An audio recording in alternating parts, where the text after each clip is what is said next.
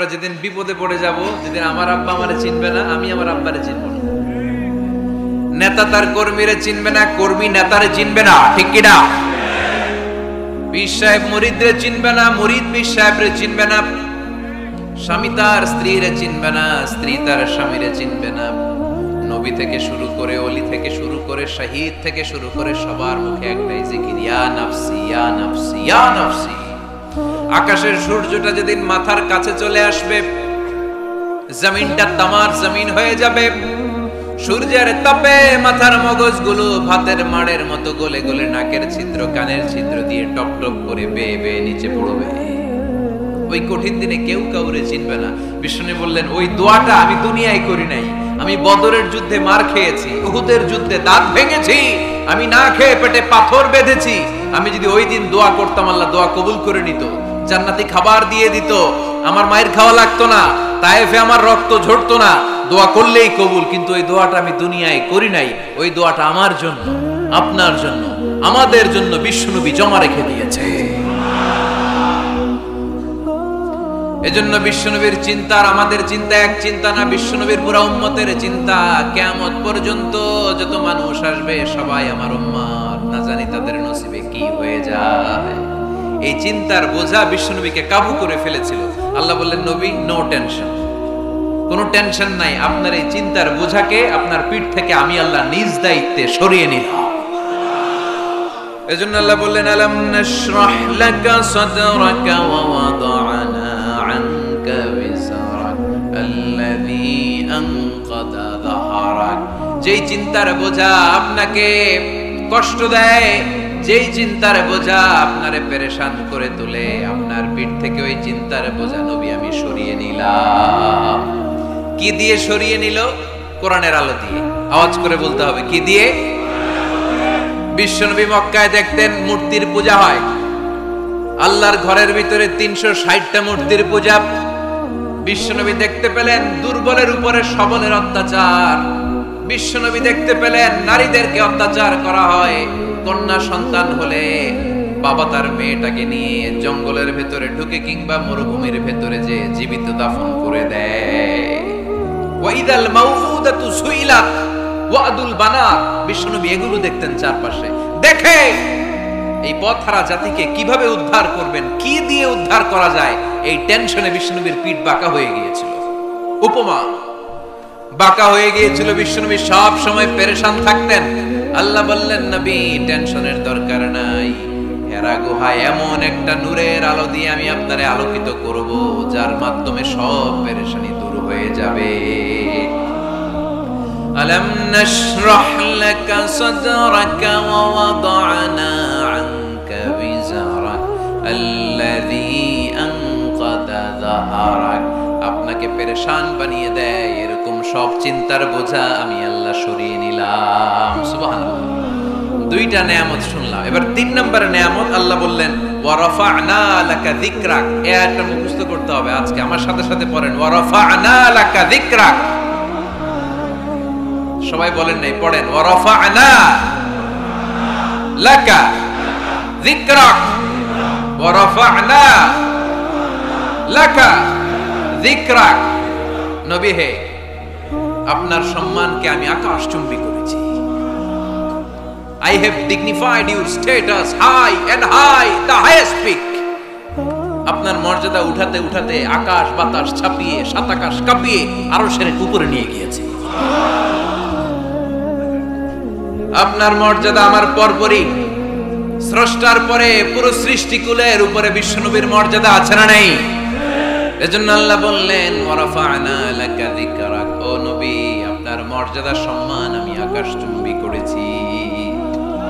আপনার সুনাম, সুখ্যাতি, মান, মর্যাদা আমি গোটা বিশ্বে ছড়াইয়া দেব। এই আয়াত যখন নাজিল হলো, কাফেররা হাসতে শুরু করলো। কাফেররা বলে, মুহাম্মদ বেটা বলে কি? ও জানে বাঁচবে কিনা ওইটাই তো সন্দেহ। আমরা যেই ষড়যন্ত্র পাকাচ্ছি, ও জানে বাঁচবে কিনা সে, এটাই সন্দেহ। তার নাম গোটা বিশ্বে ছড়াবে কি করে আমরা দেখে নেব। আল্লাহ বলেন, তোরা আমার নবীর সুনাম সুখ্যাতি ছড়ানোর ব্যাপারে বাধা তৈরি করবি, তোরা আমার নবীর ব্যাপারে অপপ্রচার চালাবি, তোদের অপপ্রচারকেই আমি আমার নবীর প্রচার মাধ্যম বানিয়ে দেব। তোরা করবি অপপ্রচার,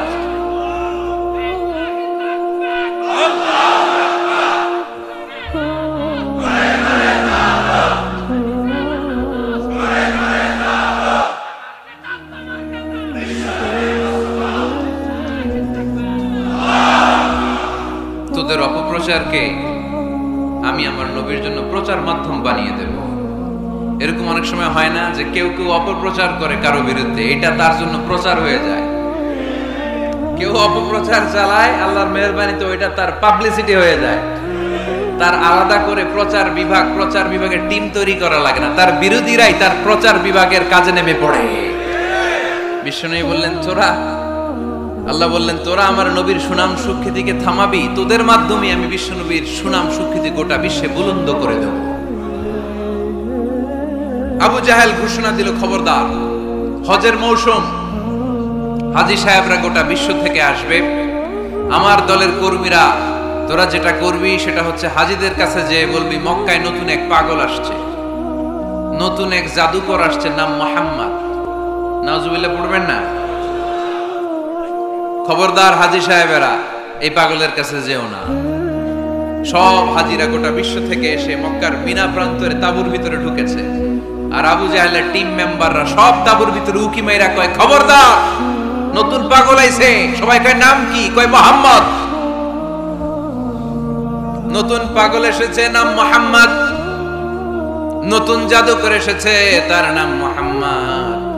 খবরদার, তার কাছে যেও না, তার কথা শোনো না, শুনলে তোমরাও পাগল হয়ে যাবা, তোমরাও পাগল হয়ে যাবে। সে এত বড় জাদুকর, মুহাম্মদ সাল্লাল্লাহু আলাইহি ওয়াসাল্লাম এত বড় জাদুকর, তার জাদু দেখলে, তার কথা শুনলে হাজবেন্ড ওয়াইফের মধ্যে সম্পর্ক বিচ্ছিন্ন হয়ে যায়।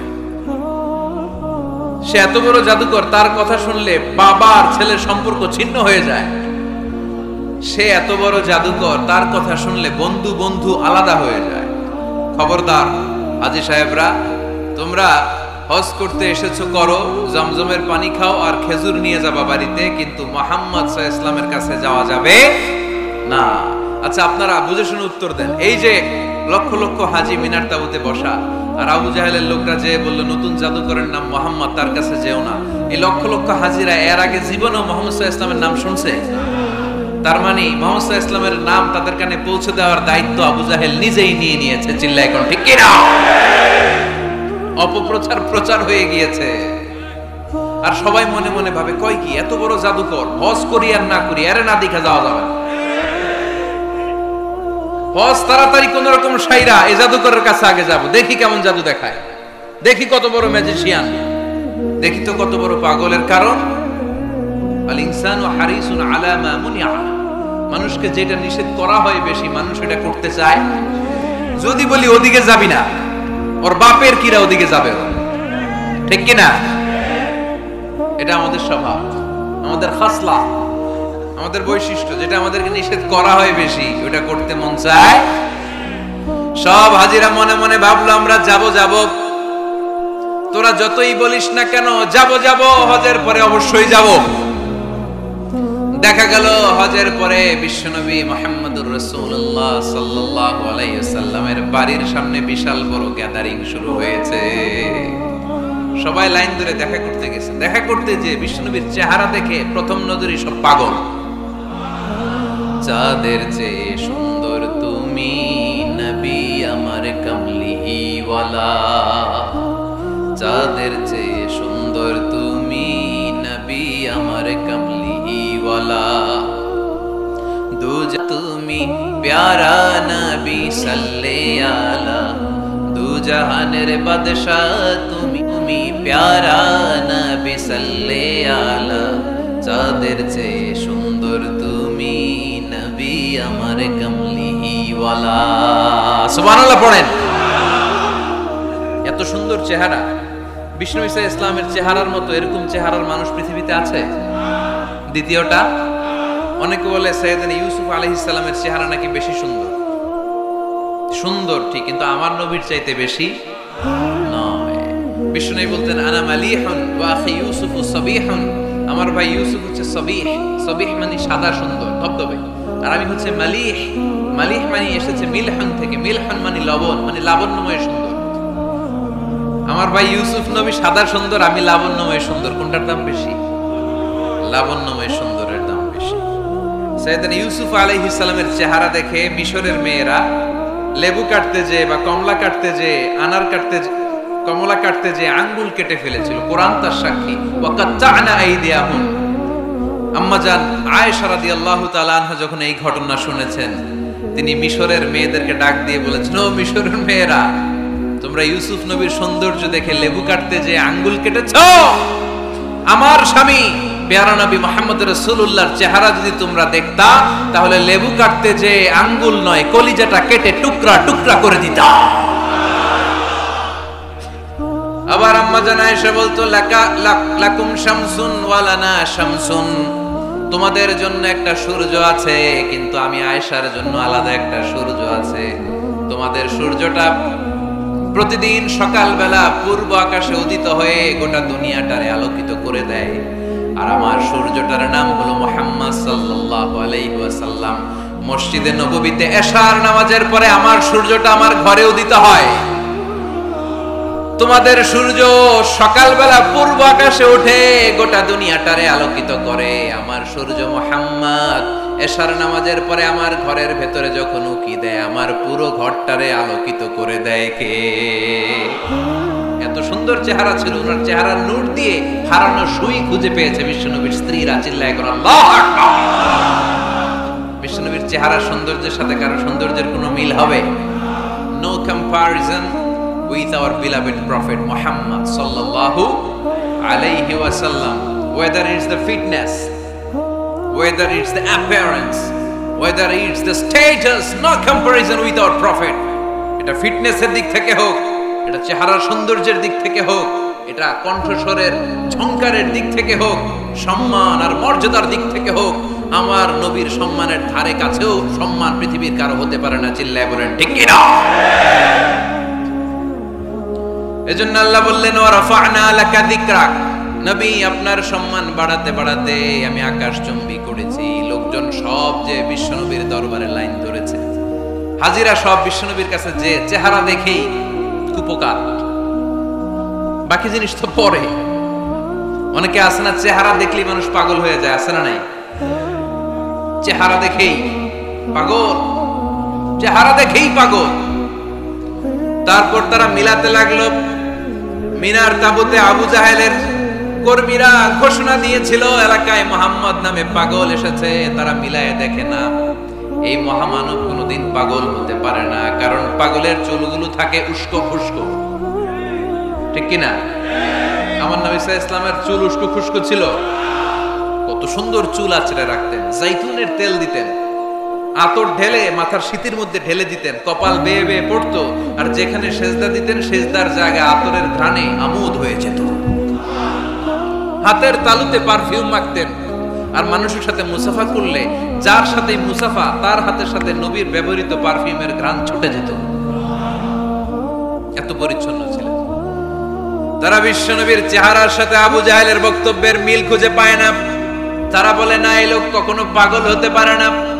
পাগলের চুল থাকে উস্কো খুস্কো, জামা থাকে ছিঁড়া ফাড়া, গায়ের মধ্যে থাকে ময়লা। পাগল কখনো দাঁত মাজে না, কিন্তু বিশ্বনবীর মুচকি হাসির ফাঁক দিয়ে দাঁতের দিকে তাকালে মানুষগুলো সব পাগল হয়ে যায়। স্মাইল দিতেন বিশ্বনবী, স্মাইল, মুচকি হাসি, তাবাসসুম। বিশ্বনবীর মুচকি হাসি দেখলে মানুষ পাগল হয়ে যেত, পাগল পাড়া হয়ে যেত। তারা বলে, না না, এ মহামানব তো কখনো পাগল হতে পারে না।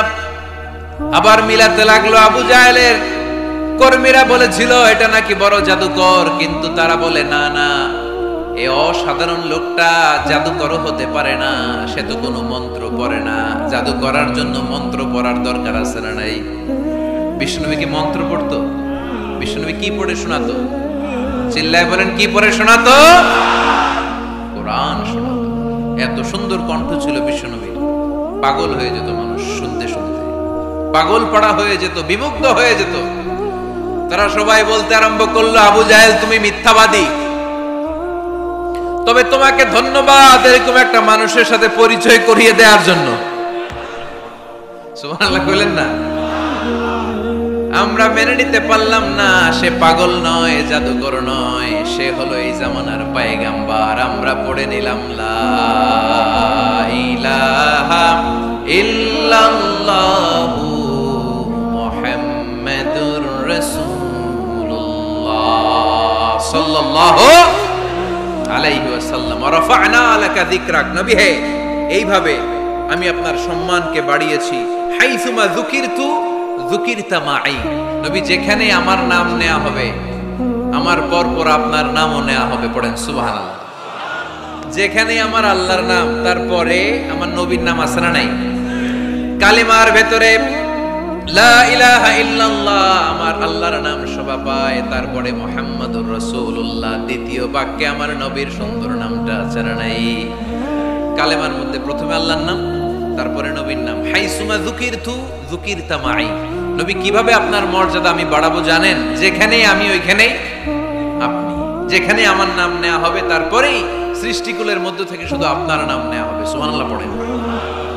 আপনার উম্মতেরা গোটা বিশ্বে সালাত আদায়ের জন্য আজান দিবে, আজানের প্রথম 4 বাক্যে আমি আল্লাহর বড়ত্ব আল্লাহু আকবার, তারপরের 2 বাক্যে আমি ছাড়া কোনো ইলাহা নাই এটার সাক্ষ্য দেয়া হবে, তারপরের 2 বাক্যে সবাই সাক্ষ্য দিতে বাধ্য আপনি ছাড়া দুনিয়ায় আর কোনো শেষ রাসূল নাই।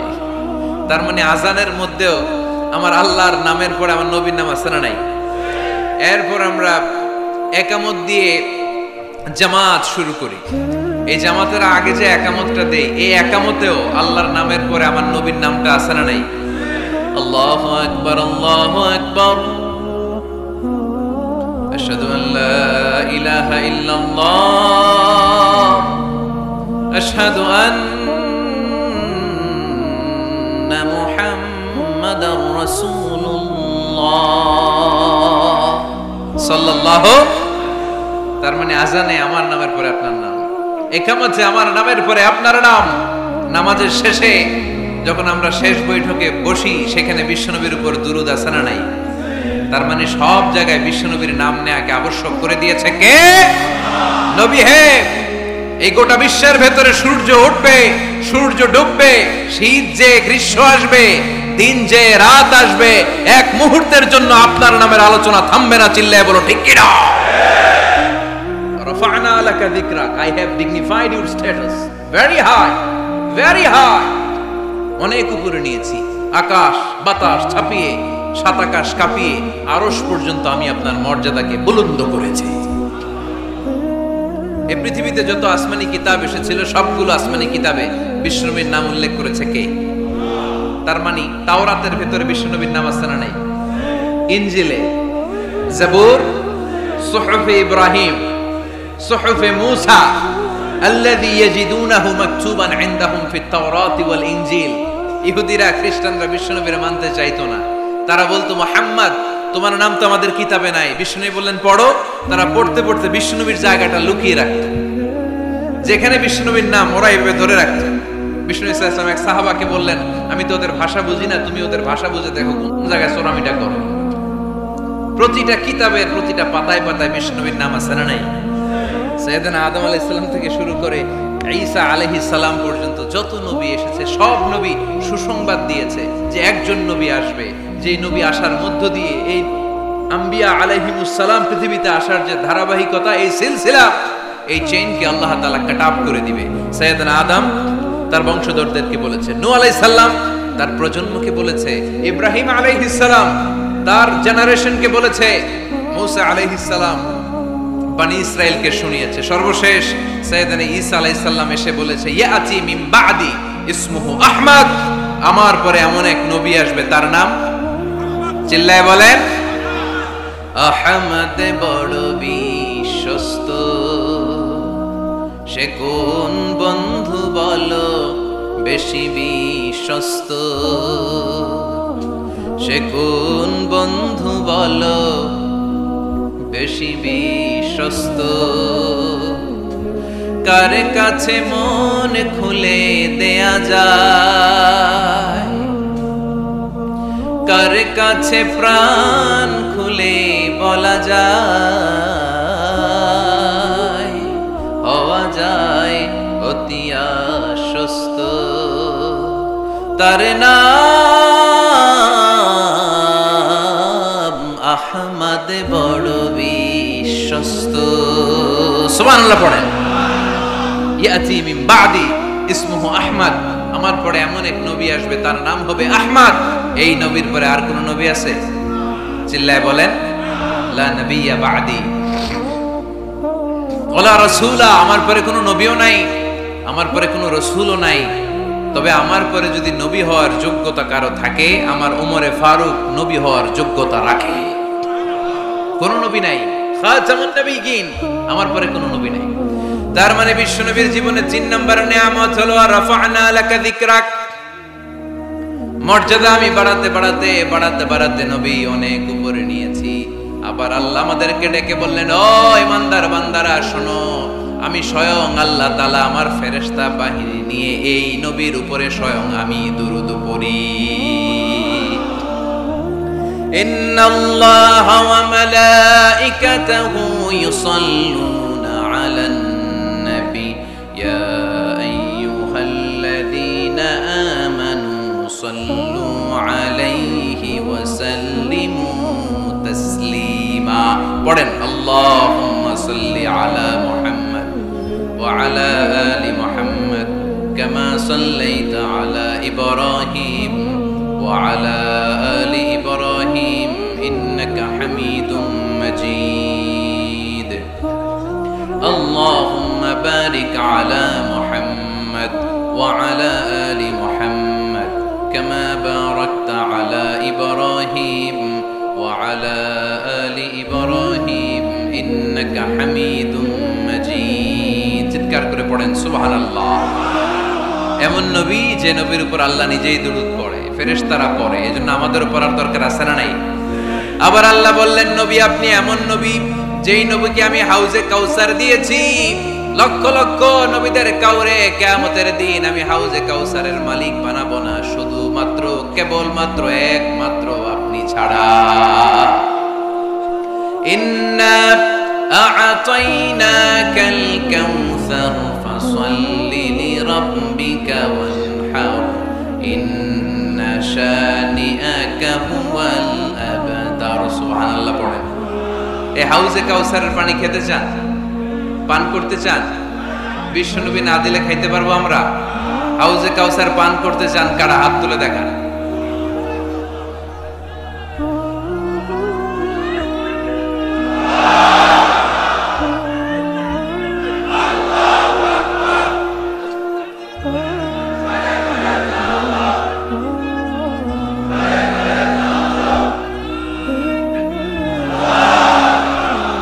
আহলা মিনাল আসাল, হাউজে কাউসারের পানি মধুর চেয়েও মিষ্টি। আবরাদু মিনাস সালজ, বরফের চাইতেও ঠান্ডা। আবিয়াদু মিনাল লাবান, দুধের চাইতেও সাদা। মান শারিবা মিনহা শারবাতান লাম ইয়াজমা আবাদা, এক ঢোক হাউজে কাউসারের পানি যে খাবে চিরকালের জন্য তার গলার তৃষ্ণা মিটে যাবে। ওই হাউজে কাউসার বিশ্বনবীকে দিয়ে বিশ্বনবীর মর্যাদা বাড়িয়েছে কে?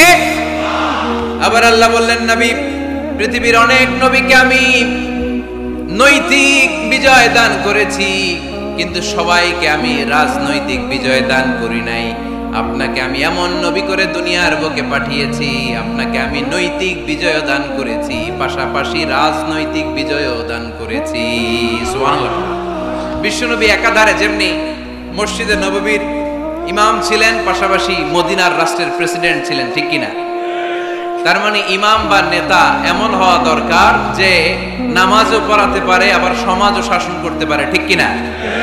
এমন নেতার দরকার আছে না নাই? এজন্য বিশ্বনবী বললেন, রব্বি আদখিলনি মুদখালা সিদকিন ওয়া আখরিজনি মুখরাজা সিদকিন ওয়াজআলনি মিন লাদুনকা সুলতানান নাসীরা। ও আল্লাহ, আপনি আমারে সত্যতার সাথে মক্কায় রাখেন, বের করলেও সত্যতার সাথে বের করেন, আর আপনি আমাকে বিজয়ী শক্তি দান করেন। বিজয়ী শক্তি, রাজনৈতিক শক্তি বিশ্বনবী আল্লাহ তাআলার কাছ থেকে দোয়া করে চেয়ে নিয়েছেন। চিল্লায় বলেন ঠিক কিনা? রাজনৈতিক শক্তির দরকার আছে না নাই? দরকার আছে। তা আস্তে করে বললেন কেন? রাজনৈতিক শক্তি থাকার দরকার আছে না নাই? দেখেন, বাংলাদেশ সৃষ্টি হয়েছে কত সালে বলেন? কত সাল? বাংলাদেশের বার্থডে কবে? 1971-এ। এই 71 সালের পর থেকে আমাদের বাংলাদেশে সুদ আছে না নাই? কিন্তু সুদের বিরুদ্ধে ওয়াজ আছে না নাই? আলেম ওলামারা আজীবন সুদের বিরুদ্ধে ওয়াজ করছে। আমরা ওয়াজ আগে করতাম, এখন করতেছি, সামনেও করব, মাগার সুদ মরবে না। এর কারণ যেটা আইন করে প্রণয়ন করা হয় ওইটা ওয়াজ করে মারা যায় না, ওইটারে আইন করে নষ্ট করতে হয়। চিল্লায় বলেন ঠিক কিনা? আমি সারা জীবন সুদের বিরুদ্ধে ওয়াজ করলে সুদ যাবে না, কিন্তু দেশনেত্রী মাননীয় প্রধানমন্ত্রী যদি কালকে ঘোষণা দেয় বাংলাদেশের কোনো ব্যাংকে ব্যাংকিং ফিনান্সিয়াল ট্রানজাকশনে কোনো সুদ চলবে না, তার পরের দিন থেকে বাংলাদেশে কোনো সুদ থাকবে না। চিল্লায় বলেন ঠিক কিনা? এজন্য সাইয়েদনা ওমর ফারুক বলতেন, ইন্নাল্লাহা লা ইয়াযাউ বিল কুরআন মা ইয়াযাউ বিস সুলতান। আল্লাহ মাঝে মাঝে ক্ষমতার মাধ্যমে এমন কিছু করে যেটা আল্লাহ কোরআনের মাধ্যমেও করে না। চিল্লায় বলেন ঠিক কিনা? কালকে যদি ঘোষণা হয়ে যায় 5 ওয়াক্ত নামাজ যদি না পড়া হয় 5 বের, কয় বের? চেয়ারম্যান না পড়লে চেয়ারম্যানের পিছনে 5 বের, এমপি না পড়লে এমপির পিছনে 5 বের। কথা বলেন? মাননীয় প্রধানমন্ত্রী যদি এটা ঘোষণা দিয়ে দেয় যে কালকে থেকে নামাজ না পড়লে 5 বের, এটা সবার জন্য এই আইন। একটা বেনামাজি খুঁজে পাওয়া যাবে? সব কই দৌড়াবে মসজিদে, অজু থাকলেও দৌড়, না থাকলেও দৌড়। কারণ মায়ের উপরে কোনো ঔষধ আছে? কথা বলেন? কারণ মায়েরে ভিটামিন আছে, মায়েরে কি আছে? এজন্য ইন্নাল্লাহা লা ইয়াযাউ বিল কুরআন মা ইয়াযাউ বিস সুলতান। মাঝে মাঝে আল্লাহ ক্ষমতা দিয়ে এমন কিছু করে যেটা মাঝে মাঝে আল্লাহ কোরআন দিয়েও করে না। এজন্য অনেক নবীকে নৈতিক বিজয় দান করলো, বিশ্ব নবীকে শুধু নৈতিক বিজয় নয়, পাশাপাশি রাজনৈতিক বিজয়ও দান করেছে কে? 3টা নিয়ামতের ঘোষণা দিয়ে আল্লাহ বললেন, আলাম নাশরাহ লাকা সাদরাকা ওয়া ওয়াদা'না আনকা বিজরাক আল্লাযী আনকাযা যাহরাক ওয়া রাফা'না লাকা যিকরাক। পড়েন সুবহানাল্লাহ। নবী হে, আপনার মর্যাদা আমি অনেক বাড়িয়েছি। আপনার কথা শুধু মুসলমানেরাই বলে না, হিন্দুরাও বলে। আছে না নাই?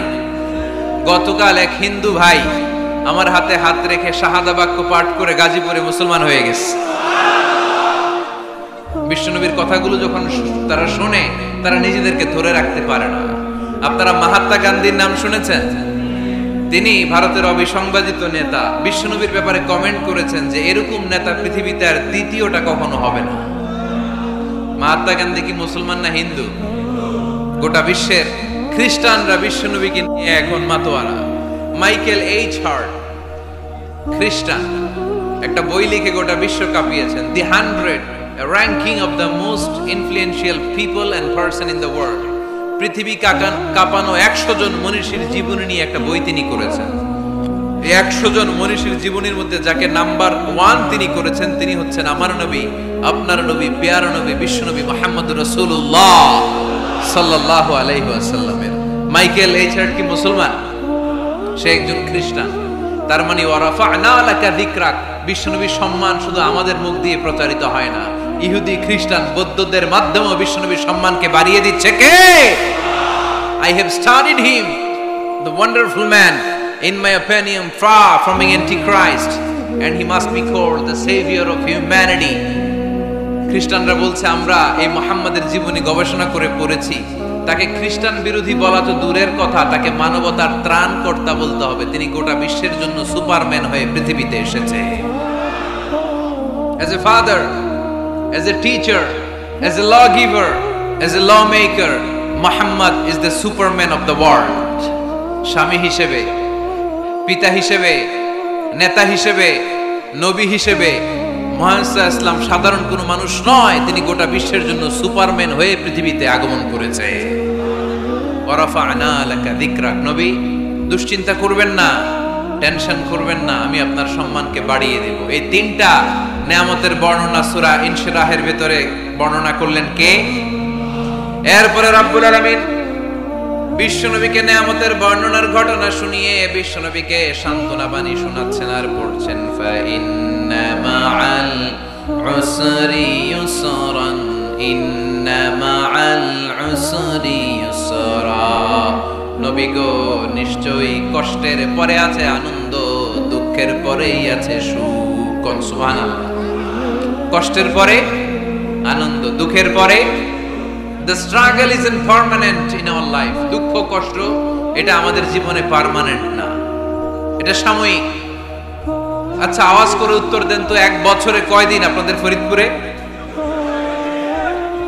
কয়দিন? 365 দিন। গত 365 দিনে না খেয়েছিলেন কয়দিন? 20 দিন, 30 দিন। তার মানে অল্প কিছুদিন না খেয়েছিলাম, সারা বছরই খেয়েছিলাম, ঠিক কিনা? আচ্ছা, তো 365 দিনে অসুস্থ ছিলেন কয়দিন? 4-5 দিন, কিংবা 20 দিন, কিংবা 1 মাস, কিংবা 56 দিন, কিংবা 65 দিন। তার মানে বাকি 300 দিন আরামে ছিলাম কি ছিলাম না?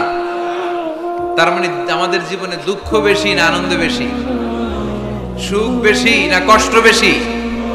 এজন্য আল্লাহ বললেন, খবরদার, মুমিন কখনো হেরে যায় না। মুমিনের হারাবার কিছু নাই। মুমিনের জীবনে যদি আনন্দ আসে, মুমিন শুকরিয়া করে, শুকরিয়া করলে সওয়াব আছে না নাই? আর মুমিনের জীবনে যদি দুঃখ আসে, মুমিন সবর করে, ধৈর্য ধরে, ধৈর্যেও সওয়াব আছে না নাই?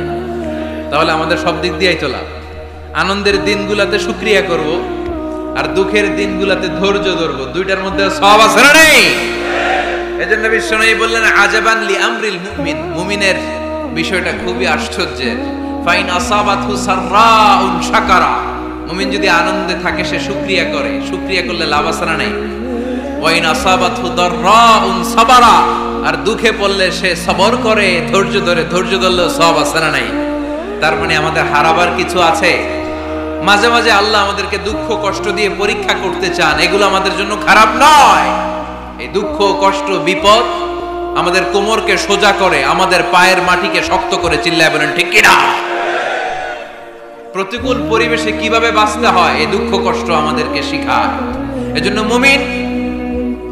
মুমিন বান্দার বৈশিষ্ট্য হচ্ছে দুঃখ কষ্ট বেদনা জ্বালা এগুলোতে সে আপসেট হয় না, সে হাল ছেড়ে দেয় না, সে ভরসা রাখে একজনের উপর, চিল্লায় বলতে হবে তিনি কে?